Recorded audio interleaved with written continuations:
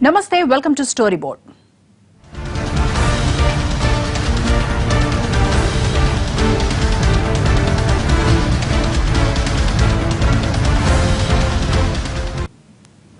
AP మంత్రివర్గ విస్తరణలో అలకలతో మొదలైన ముసలం ఇప్పుడు లేఖల వరకు పాకింది.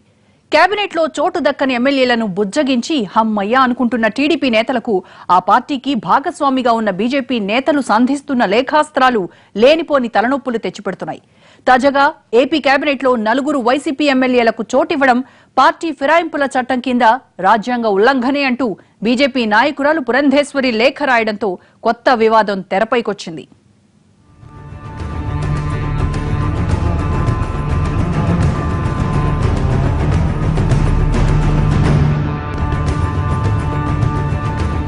పార్టీ అధికారంలోకి వచ్చి 3 ఏళ్లు అవుతున్న తరుణంలో ఉగాది తర్వాత సుముహూర్తం చూసుకుని మరీ తన కేబినెట్ విస్తరించారు ఏపీ సీఎం చంద్రబాబు నాయుడు.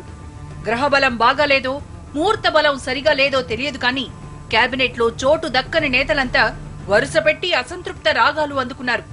కొందరు ధిక్కార స్వరాలు వినిపించారు, మరికొందరు ఏకంగా పార్టీలే మార్చేస్తానన్నారు, ఇంకొందరు రాజీనామాలు చేస్తామన్నారు, కొందరు మాత్రం ఇంకా మౌన ముద్రను వీడలేదు. ఇలా వీళ్ళందరినీ బుజ్జగించేసరికి అధినేత తలప్రాణం కాస్త తోకకొచ్చింది. ఈ టీ కప్పులో తుఫాను సద్దుమణిగిందనుకుంటుండగానే ఇంతలోనే మరో లేఖాస్త్రం వచ్చి మీద పడింది.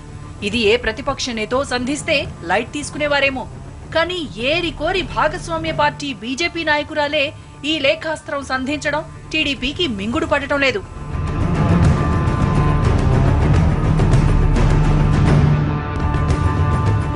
ఏపీ కేబినెట్ విస్తరణ తొలుత పార్టీలో అసంతృప్త జ్వాలలు రగిలించింది. అవి చల్లారకముందే ఇప్పుడు ఈ విస్తరణలో వైసీపీ నుంచి టీడీపీలోకి వచ్చిన ఎమ్మెల్యేల్లో ఓ 4 కూడా చోటు దక్కడంపై కొత్త రచ్చ మొదలైంది. ఇప్పటికే ఆ 4 కేబినెట్ లో చోటివ్వడంపై వైసీపీ పెద్ద ఎత్తున ఆందోళన చేస్తోంది. ఇప్పటికే ఆ పార్టీ నేతలు ఈ చర్యను అనైతికంగా చెప్పుకొస్తున్నారు.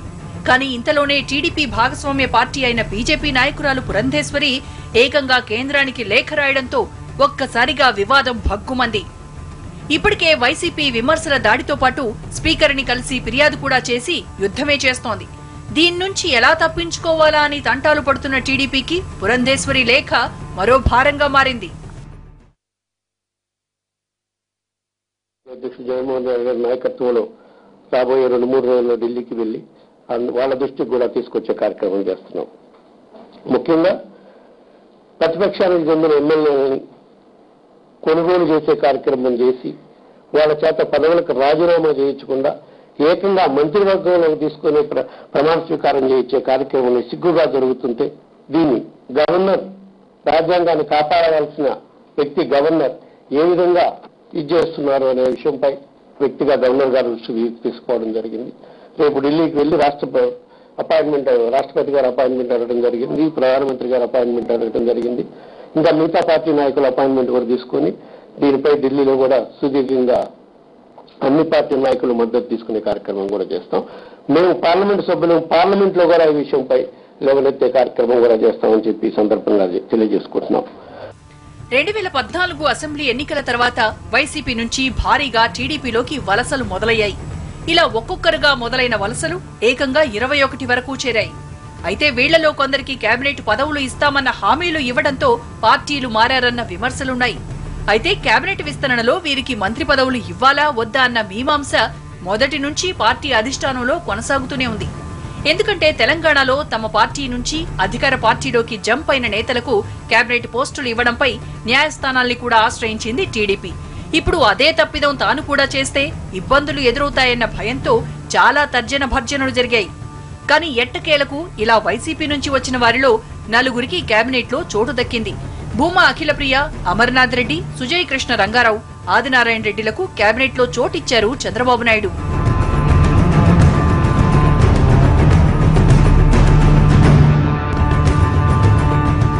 ఇప్పటికే వైసీపీ ఈ వ్యవహారాన్ని ఢిల్లీ వరకు తీసుకెళ్లాలని ప్లాన్ చేసుకుంటున్న తరుణంలో టీడీపీ అనుసరిస్తున్న పోకడలు రాజ్యాంగ విరుద్ధంగా ఉన్నాయంటూ ఆ పార్టీ మిత్రపక్షమైన బీజేపీ నాయకురాలు పురంధేశ్వరి రాసిన లేఖ ఇప్పుడు రాజకీయంగా దుమారం రేపుతోంది.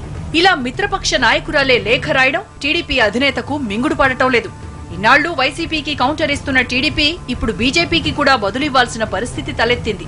అసలు పురంధేశ్వరి ఈ లేఖ ఎందుకు రాశారన్నది పక్కన పెడితే ఈ లేఖతో పార్టీ ఫిరాయింపుల చట్టం ఉల్లంఘించిన విషయం బాగా హైలైట్ అవుతోంది. దీనిపై ఎలా రియాక్ట్ అవ్వాలో తెలియని టీడీపీ పురంధేశ్వరి మీద కౌంటర్ మొదలుపెట్టింది. వారి ప్రియారిటీస్ ఏమో మాకు తెలియదు. భారతీయ జనతా పార్టీ విధానం ఇది అని మేము అనుకోవడం లేదు. కాబట్టి వారు లేఖలు వాళ్ళ అధిష్టాన వర్గానికి రాసుకున్నారు.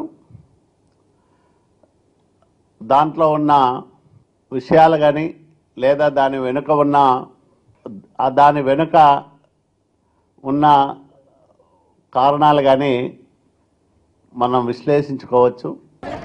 స్వేచ్ఛ ఉంది కాబట్టి లేఖ రాసింది. దాని గురించి మనమేమి కామెంట్ చేసేదేమీ లేదు. అందరూ కూడా మోడీ కూడా కొంతమందికి ఇచ్చాడు.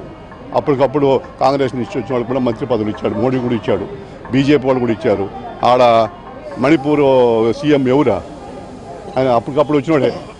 అందువల్ల ఇవన్నీ కూడా జరుగుతూనే ఉంటాయి. మణిపూర్లో, గోవాలో ప్రభుత్వాలు ఎట్ట ఏర్పడినాయా? కేబినెట్ విస్తరణలో పార్టీ ఫిరాయింపుల చట్టాన్ని ఉల్లంఘించిన అంశాన్ని నేరుగా ప్రధాని మోడీ, అమిత్ షాలకే లేఖలు రాయడంతో టీడీపీ మింగలేని కక్కలేని పరిస్థితికొచ్చింది. ఆమె లేఖ రాయడం వెనుక కారణాలు పక్కన పెడితే తెలంగాణలో టీ సర్కారు ఇదే నిర్ణయం తీసుకున్నందుకు టీటీడీపీ ఏకంగా పెద్ద పోరాటమే చేసింది. 2014 ఎన్నికల్లో తెలంగాణలో టీడీపీ బీఫామ్ తో పోటీ చేసిన ఆ పార్టీ సీనియర్ నేత తలసాని శ్రీనివాస్ యాదవ్ ఎన్నికల ఫలితాల తర్వాత తీగల కృష్ణారెడ్డితో కలిసి టీఆర్ఎస్ లో చేరారు. ఆపై టీ సర్కార్ తలసానికి రాష్ట్ర కేబినెట్ లో చోటిచ్చింది. ఈ నిర్ణయాన్ని వ్యతిరేకిస్తూ అప్పట్లో టీటీడీపీ పెద్ద పోరాటమే చేసింది. న్యాయస్థానాల్లో కేసులు వేసి ఢిల్లీ వరకు వెళ్లి పోరాటం చేసింది. కానీ ఇప్పుడు అదే తప్పిదాన్ని ఏపీలో అమలు చేయడానికి ఏమాత్రం వెనుకాడలేదన్న విమర్శలు వినిపిస్తున్నాయి.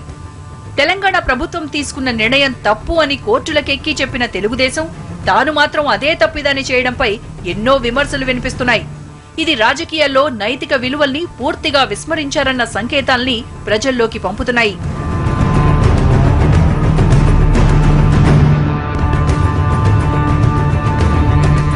చట్టాలు, దాని ప్రాముఖ్యత అన్నీ తెలిసిన ప్రజాప్రతినిధులు, పార్టీ అధినేతలే ఇలా తప్పుదారుల్లో అడుగులేస్తుంటే వారిని చూసి ప్రజలు ఏం నేర్చుకుంటారన్న విమర్శలు వినిపిస్తున్నాయి. తెలంగాణలో టీ సర్కార్ చేసింది ఇదే, ఇప్పుడు ఏపీలో తెలుగుదేశం పార్టీ చేసింది ఇదే.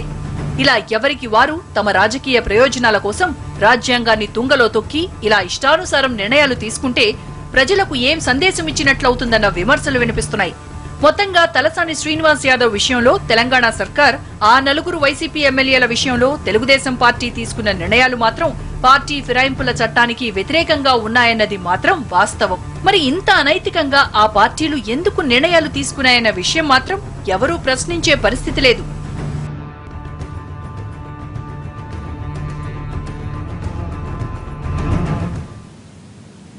స్టోరీ బోర్డ్ లో షార్ట్ బ్రేక్ తీసుకుందాం. Stay tuned.